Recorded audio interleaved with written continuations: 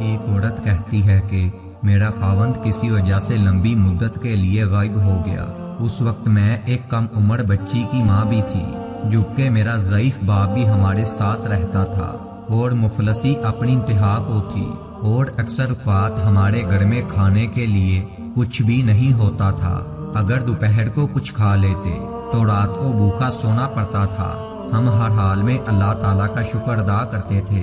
ایک رات تو بھوک اور پیاس نے ہمارا وہ امتحان لیا جو اس سے پہلے کبھی نہیں لیا تھا۔ میری بیٹی کو شدید بخار ہو گیا۔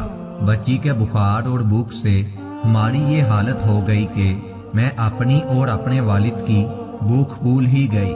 ایسی بے کسی اور لاچاری تو ہم نے کبھی نہ دیکھی تھی۔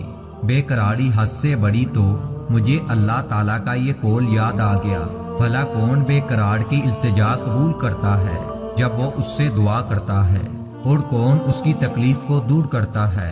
جی ہاں، ہر قسم کی تکلیف، چاہے وہ بھوک کی ہو، بیماری کی ہو، غربت و افلاس کی ہو یا گناہوں کی ہو، اللہ تعالیٰ کے سوا کون ہے جو ان سب تکلیفوں کو دور کر سکتا ہے۔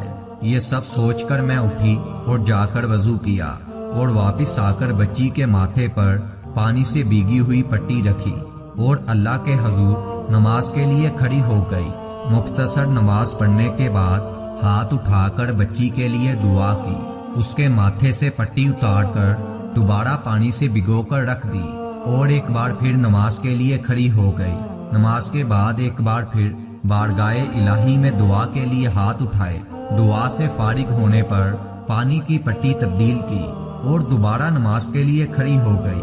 جب یہ سارا عمل بار بار دہرا رہی تھی تو کسی نے دروازہ کھٹکایا۔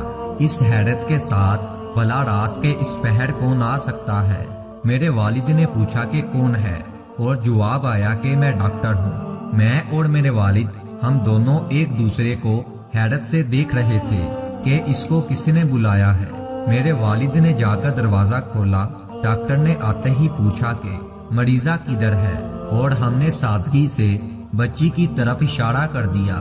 ڈاکٹر نے بچی کو چیک کیا، کاغذ پر ایک نسخہ لکھ کر میرے ہاتھ میں تھماتے ہوئے بولا، لائیے میری فیس دیجیے اور میں چلتا ہوں۔ میں نے آہستہ سے جواب دیا، ڈاکٹر صاحب، ہمارے پاس تو آپ کو دینے کے لیے فیس کے پیسے نہیں ہیں، بلکہ ہمارے پاس تو کچھ بھی نہیں ہے۔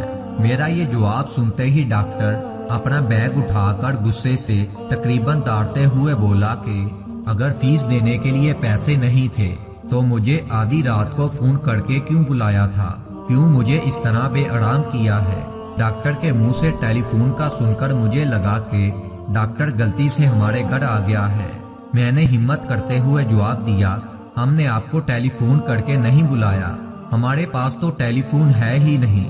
یہ سن کر ڈاکٹر نے مجھ سے پوچھا، اچھا تو کیا یہ فلاں شخص کا گھر نہیں ہے؟ میں نے کہا کہ نہیں ڈاکٹر صاحب، وہ فلاں صاحب ہمارا ہمسایہ ہے۔ یہ سن کر ڈاکٹر تھوڑا سا خاموش ہوا اور پھر ہمارے گھر سے نکل کر ہمارے ہمسائے کے گھر چلا گیا اور ہم شرمندگی سے خاموش بیٹھے رہے۔ تھوڑی دیر ہی گزری تھی کہ ڈاکٹر ایک بار پھر ہمارے گھر آیا۔ اس کی آنکھوں میں آنسو تھے اور روندی ہوئی آواز میں بولا کہ اللہ کی قسم تمہارے گھر سے اس وقت تک نہیں جاؤں گا جب تک تمہارا پورا قصہ نہیں سن لیتا۔ اور میں نے ڈاکٹر کو اپنا سارا قصہ بیان کر دیا کہ کس طرح میں بچی کے ماتھے پر پانی کی پٹیاں رکھ رہی تھی اور اللہ کے حضور دعا بھی مانگ رہی تھی۔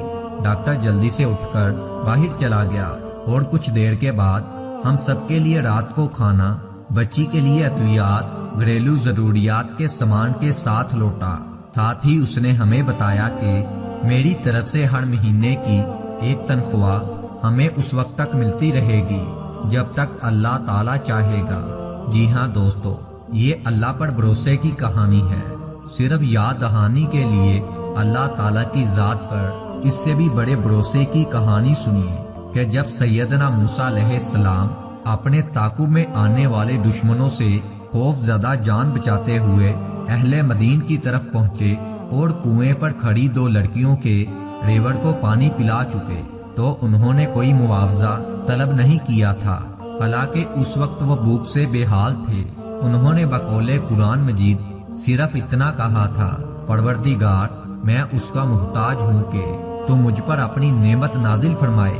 اس کے بعد آپ لوگوں نے قصہ سنا ہوگا کہ اللہ کی طرف سے جواب یوں تھا کہ ایک لڑکی سے مفت میں شادی اور 10 سال کے لیے کام کا معاہدہ۔ اللہ تعالیٰ پر بھروسہ کیجئے، کیونکہ اللہ تو ہماری ہمیں جنم دینے والی ماں سے بھی زیادہ پیار اور رحم کرنے والا ہے۔